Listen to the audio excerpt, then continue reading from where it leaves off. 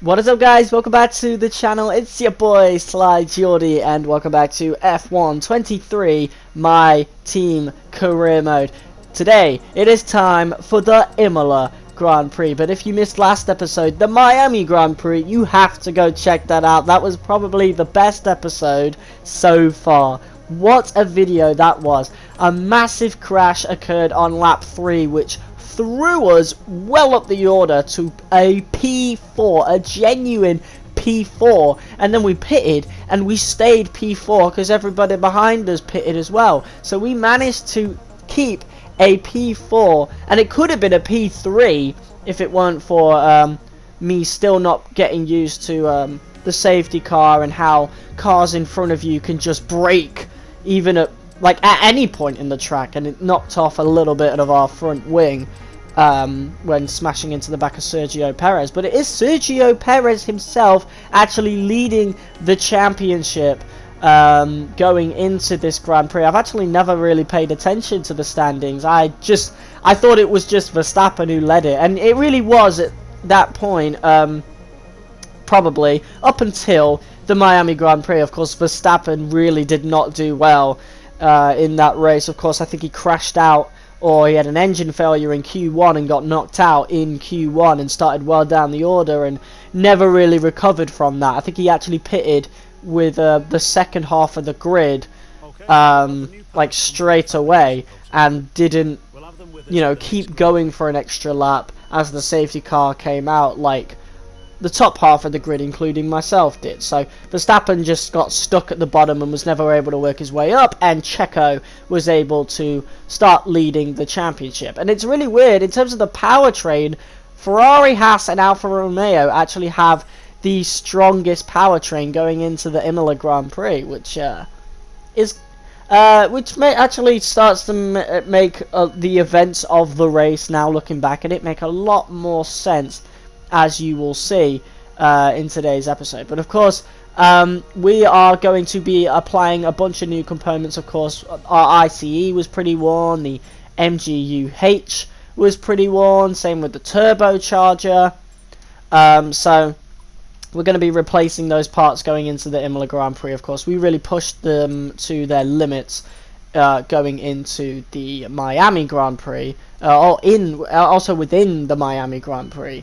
But we did so well on that one, and I think our strategy going into Miami was so good that we're going to do a similar strategy at Imola, where I look online to see what the meta is in terms of the car setup, test it myself, tweak it in certain areas to match my driving style, and continue from there. And that's essentially what we ended up doing with Imola as well. I spent a lot of time in practice because I've never tried Imola. I've never raced around this track. Of course, the last F1 game I played was 2020, as I say a lot. So tracks like Jeddah, Miami, Imola now, of course, and future tracks like Qatar, never tried it. So, you know, growing pains are definitely going to be occurring right here as we go for our first lap in Q1 here. Imola's not exactly a track I'm fully comfortable with in hindsight, you know. We didn't do bad, and we definitely do try our best, and the car does have some good pace around the track. It's just my driving doesn't exactly fit well. It's sector 1 right here. I don't get my braking points exactly right. Even with the racing line, I just don't quite have the confidence going around Imola, of course, as you can probably tell by my bog standard sector 1, but it is better than half the grid, as you will see going into it. But is it good enough for the points? We'll have to find out, of course. We've got cars in front of us. Joe actually sets the fastest lap, Joe Guan Yu. I forgot to mention, and I cannot believe I didn't mention this, I looked back at the video post-edit and noticed that Joe started like really high up the grid in Miami. Somehow he just really fell down the order. I don't know what happened there. I wasn't paying attention to Joe Guan Yu. He was probably caught up in that massive crash at lap 3. As Yuki Tsunoda lets us pass, we go past him quite fast, to be honest. A bit dangerous perhaps, but yeah. Djokovic crosses the line in front of us. We're about to cross the line now with a 117. It's good enough for P2, just behind Carlos Sainz, which is some pretty good pace. Yuki Tsunoda gives us a little bit of a love tap there. But yeah, Ferrari and the Ferrari-powered engines are definitely showing a lot of good pace. In terms of durability, they're not the greatest, of course, as evidenced by Valtteri Bottas DNF in Bahrain. But of course, yeah, we're doing pretty good as we now continue here in Q1. Oh, I actually think I had to restart. I don't know what happened, but I think I did have to restart. So, yeah, we're here back in Q1. It was a 1-2 for Ferrari. Carlos Sainz has been doing really good this season, very quietly. And I've noticed Carlos Sainz has been doing pretty good in other people's career modes as well. I'm trying to remember what happened in qualifying to make me restart it, because I don't remember getting eliminated. Maybe I crashed out or something. Or maybe someone crashed into me. Maybe I crashed into the back of someone, similar to how we did with Gasly and Jeddah. I don't know, but we're in P9 right now. Or maybe this is just genuinely lap 2. I don't know. I don't quite know. I have no idea what's going on, I'm going to be quite honest. But maybe this was... Ah, right, yeah. So that was the second lap then. So maybe that wasn't a separate recording at all.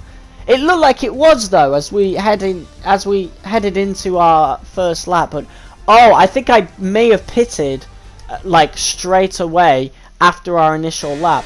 Sorry for the confusion there. Again, I recorded this late last night, like pretty late, and I've just got up in the morning and I'm, you know, recording the audio, you know, recording my commentary over it now. So my memory's a little foggy. I was quite tired going into this, but yeah, I guess we clearly made it through Q1, even though our second lap was clearly not good enough, to the point I just returned to the garage and called it a day.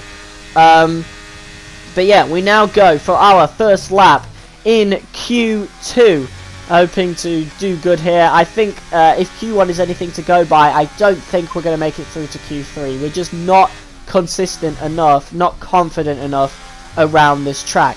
But as a little bit of a spoiler, maybe it's not a spoiler, but in hindsight, Imola is one of those rare tracks where my race pace is actually a lot better than my qualifying pace. So yeah, and I'm not even just talking off the line. Of course, off the line the AI has an issue with really bad race starts, but I'm just talking throughout the race. At least on the mediums, our race pace is actually a lot better than the qualifying pace. But yeah, in terms of qualifying, we look to be doing pretty good right now. I don't know though, we might be the only one out on track, or one of the only ones out on track. A very slow corner right there. It's just, again, one of those tracks I just can't get used to. And Carlos Sainz, fastest lap with a 116. We are going to finish with a 117, almost a 118. And that's good enough for P7 or P12. As I was doing a second lap, we were just not able to improve. Yes, it was starting to rain, but it had only just started. It hadn't really affected the track just yet, and it just wasn't good enough. We're not confident enough around the track. We're not comfortable enough, and quite frankly, Ferrari, Alfa Romeo, Haas, they've improved so much. Although Haas doesn't really affect us too much. Haas hasn't improved enough. The powertrain has, since they share the upgrades, but Alfa Romeo have improved enough to the point that Bottas has actually qualified ahead of us, which isn't good, because Bottas is our rival, and if we want the extra acclaim, we need to beat Bottas. But Alfa Romeo are looking a lot quicker now. Look at this. Bottas in P7. And I guess maybe our pace just isn't that good in qualifying, because even the Alpines, the guys we're sharing the Renault engine with, are ahead of us as well. Lesser known than its informal one. So today we're at Imola, or to give it its official title, the Autodromo Internazionale Enzo Edino Ferrari, named after their legacy. A beautiful tribute at a beautiful circuit.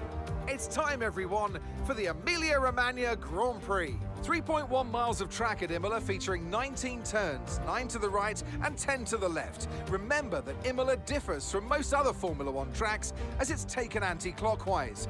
Let's hope nobody forgets that today. The exit from turn 18 will probably be the setup for many of today's overtakes, leading as it does into the longest straight on the circuit and its only DRS zone. Let's run you through the driver grid order for today's exciting race. Max Verstappen put in a fantastic lap yesterday and he'll start from pole position, edging out Sergio Perez, who lines up P2. As we continue through the rest of the grid today, we have Sainz, Hamilton, Russell, Bottas, Ocon, Gasly, Oscar Piastri, Norris, the owner driver, Fernando Alonso, Hülkenberg, Stroll, Leclerc, Albon, Tsunoda, Joe, Magnussen, Drugovich, De Vries, Drugovich. And now it's time to head down to the track. Anthony Davidson, a lot of talented drivers out on the track today, but what will stand out for you? My focus is 100% on the front of the grid. Like you said, we're seeing a lot of strong competition across those positions, so it would be super interesting to see the fight for that front spot. Personally speaking, I'm hoping for plenty of overtakes. Okay, we've got that relief of having points on the board finally, so let's keep that form up and get another top 10 finish today, please.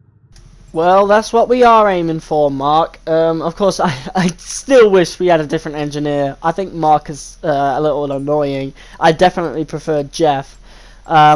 Maybe in future we could get like a choice of engineers, because I know you can get a choice of the commentator at the start. I think it would be a good opportunity for EA to add in a female engineer. Just anything really. So I was messing with this strategy and I decided we should start on the mediums. I didn't know whether or not I didn't know where I should pit, but I decided to pit at 10 and then get a lot of race pace in the second half of the race. It would definitely make us struggle in the final few laps though. But maybe it will be worth the risk. Maybe we'll be far enough ahead of our competition and far enough within the points to actually be able to keep it and keep it going. As we now start in P11, because Charles Leclerc has taken a grid penalty. Or was it Charles Leclerc? I think it was Leclerc, because I do remember Leclerc being behind us later on. So, yeah, Leclerc takes a grid penalty. So we'll see if he comes up the order, although I doubt it if Miami is anything to go by, because Verstappen had the same problem and he wasn't able to find his way up the order. As 5 red lights have gone out and we are underway. We've got a great start as usual because the AI is really bad. We're going to try and squeeze our way past Piastri, little bit of contact with Gasly, and we've got Bottas within sight, and a little bit of contact with Valtteri Bottas. We're getting warnings for for a collision with Gasly. Probably getting a warning for a collision with Bottas pretty soon, but apparently that overtake was clean enough. But yeah, we've got a P6, a big jump from P11 to P6 on the start, and that is because the AI is just really bad at starting this year. Hopefully that gets patched. Actually, hopefully not. It's really helping us quite a lot. But yeah, once again, as you can tell, 35% race distance. I quite like it, you know. I thought 25% wasn't long enough at times when I did that in F1 2020, so I actually do prefer 35%, the new race distance added for this year. I'm glad they added it. We're looking to try and push on George Russell. Obviously, we want to stick close to him because Imola is one of those tracks that, you know, once people get into a DRS train, people who aren't in that DRS train behind them, there starts to be some massive gaps within the grid, as I've noticed, you know, doing this track on multiplayer since here. Whether or not it happens here, we shall see as Valtteri Bottas overtakes us. That is that Ferrari powertrain upgrade, and obviously we banged tyres a little bit there. No damage though. We get an FIA warning for a collision with Bottas, but we've got P6 once again, and looks like we're going to be fighting with our rival quite a lot. And he has the advantage. Valtteri has the advantage, of course. as I've mentioned numerous times, he has that engine upgrade. When it comes to this straight, he is just way quicker. And sorry for the little cut there, of course. I did mention last episode the PS4 does have this recording bug. It's not bad, it's bearable, and I think it only happens the more your storage is filled with the capture gallery stuff. So obviously I've gotten rid of a lot of F123 clips after this going into the next episode, so hopefully in the next episode we don't really have any recording skips, and hopefully on the PS5 it doesn't have that issue neither. And obviously we are being very aggressive with Valtteri Bottas right now as we go past him again, and he had to brake a little later there, in trouble with Norris, and Norris actually eventually overtook us. Of course he's on the softs, Bottas did not, and we're going to follow Lando Norris into the pits in the hopes that maybe we could actually creep up on Lando Norris, especially now he'll be going onto the mediums or the hards, we are going to be going onto the softs. And the one thing I do like about Imola that I've noticed is that a lot of teams go with a different variety in terms of what tyres they're going into pit at. So the top 6, I think it is, or is it the top 4, 5, or whatever? They're all going on the hards. You know, they're far enough ahead. Like I said with the whole DRS train, like they're well ahead. We are getting nowhere near those spots unless someone DNFs. So, or there's a safety car. So, yeah, unfortunately, we've got to say goodbye to the higher positions. But honestly, Miami was a complete fluke. We were very lucky to get a P4, and yeah, this is more or less our usual pace. Obviously, skill has something to do with it. We're pushing this car to its limits, but the limit can only go so far, you know. So obviously we're now stuck between Lando Norris and Fernando Alonso. So Fernando Alonso is the guy we're now fighting against at this point. As a bunch of people are pitting, Valtteri Bottas is one of them. Bottas actually went on the hards. I didn't notice that during the race, obviously, because I was focusing on the race. I was looking at the map as we were going through that straight just to see if Bottas had pitted at that point. So we've done a complete overcut, or is it an undercut? I think it would be an undercut because we pitted before. I'm still trying to learn the meanings of those, but I think it was an undercut. So we did an undercut on Bottas, where we pitted before him and then came out ahead of him, so that's good. But Fernando Alonso is putting us under a lot of pressure. I don't think we're going to be catching up to Lando Norris anytime soon, so we could probably say goodbye to the top 7 at this point. And Fernando Alonso is passing us. He's well quicker, let's be honest. He's in that Aston Martin, top 4 car on the grid, so we're just going to let him pass. You know, he's not part of our fight. But the people behind us are Piastri and Ocon. Those are the guys who are a part of our fight. Those are the guys we're going to want to be fighting for those positions. But of course, as I said, on the softs later on towards the end of the race, we're going to be struggling.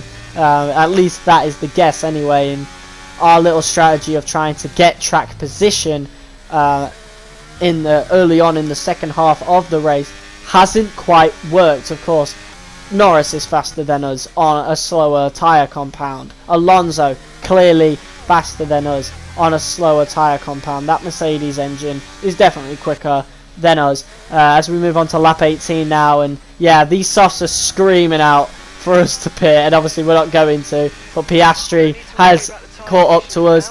He's got DRS. Ocon's also got DRS. We're going to be saying goodbye to Ocon. A little bit of a recording skip there, but you still see what you need to see.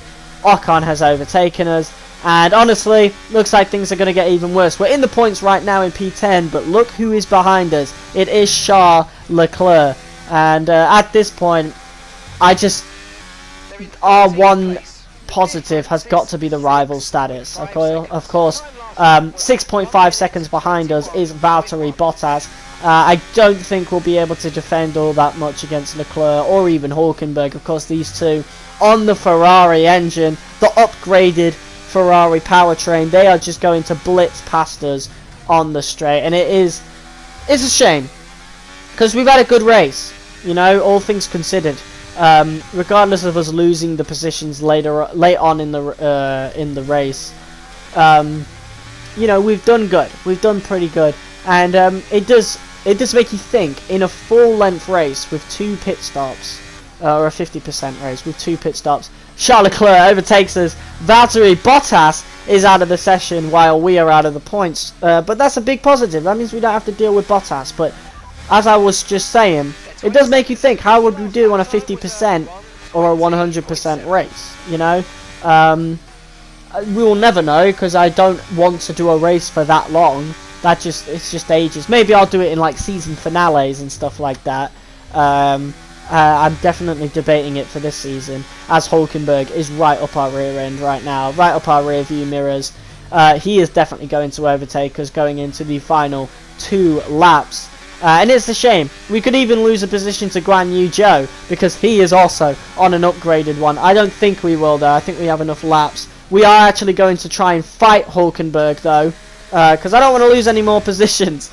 I'm quite happy with the P11, but I think even though we do try to fight him, again, the upgraded Ferrari pace is just too much. So I did kind of write off Haas earlier on in the episode. There's Bottas on the grass, so another engine failure for him, and that is the Ferrari durability for you, you know. I'm not sure if Ferrari have dealt with it this season. I can't really recall. Of course, Carlos Sainz has been flying high. He's definitely a contender for the championship. But yeah, Hulkenberg, definitely. Haas are not good enough for the points just yet, but they're getting close, which is not good, because if they're getting close to the points, that's essentially where we're punching. So we've got to hope our upgrades come, and obviously our upgrades don't come until after the next Grand Prix, which is Monaco.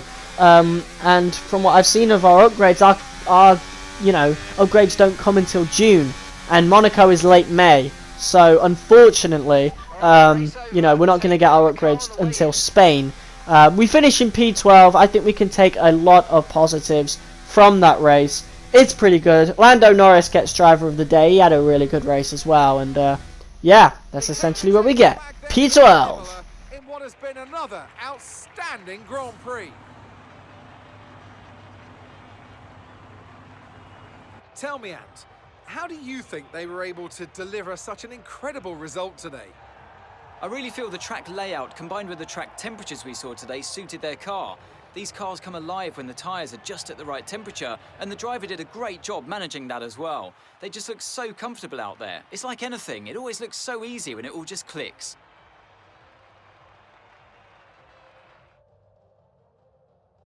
Red Bull put up an outstanding fight for the front position today, and it's great to see it paid off for them. They do so much for the sports that you can't help but be delighted by today's race win. Well, it is Max Verstappen who gets P1, of course. Carlos Sainz gets P2. I think that's P2, and Sergio Perez, Checo, gets P3. I think it was P3. I think the left one... Oh, no, the left one's P2. Okay, right. Now that I can remember that. I don't really watch the podiums. I skip the podiums for the most part, unless... I don't know. Maybe I just had a brain fart. Who knows? But Carlos Sainz is definitely a dark horse for the championship in the game, which is so weird. It's so weird, but yeah, it's good to see. It's good to see some competition for the Red Bull, at the very least. We get P12. Zhou Guan Yu's not too far behind us, and we've really got to hope these upgrades come fast, because yes, the Ferrari-powered cars, 2 of them are our rivals. We are competing with Haas, we are competing with Alfa Romeo, especially Bottas. So we got a bit lucky that he DNF'd there, but in actual race pace, I mean, in the actual race, I think we did good enough with the undercut that we would have kept the position anyway. But who knows? Because obviously Hulkenberg ended up catching up with us, Leclerc as well. So definitely not the greatest. But a P12 is, like I said earlier, in qualifying, at the end of qualifying, about where you'd expect us to be in Imola. We're not comfortable on this track, not too confident around it. So I'm going to thank the stars that we got P12, and it was a strong P12, a solid P12, and hopefully at Monaco we actually make some improvement. But I'm not counting on it, because it's Monaco. Anyway, cheers for watching this episode of F123. my team career mode. If you guys liked it, of course, hit the like button as hard as you possibly can, and I will see you guys tomorrow for the Monaco Grand Prix.